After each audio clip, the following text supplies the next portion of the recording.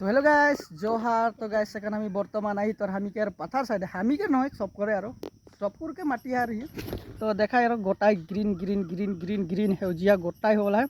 তো এটা দেখে পড়া था आगे जौन गोटा हमी माटी लगे जौनटा आधा आधू धान मैंने बहाई के ले गए पानी धान लगल और 2 दिन के पीछे पूरा पानी गिर गए। पानी गिरल पीछे का मैंने सब आधा आधू मैंने बहाई के ले गए और तो फिर से कोठिया खाना थोड़ा लगे लगे रहा और जैसा कि मैंने बाम माटी उसके बचले और देखा इसके थोड़ा बाइच हिंदे আর এদিকে দেখা এটা তো এই 2 दिन में लगा हुआ এটা এই যে হামিকের কুকুর পোয়ালি শুনু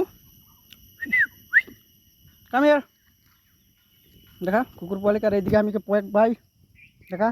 তো আহি আর আমি পাথার সাইডে और लाइन साइडे जोनटा गरम माने पूरा माने एकदम रहेक नहीं पाते घर ने भी मैंने फैन के हवा काल फैन के हवा भी पूरा गरम। तो आई पता से दे नेचुरल के एक हवा लेकला मतलब एकदम नेचार के हवा एक मैंने शांति लायक रकम हवा हिंदे मिलेला। तो हिंदे आलिए घूरेकला।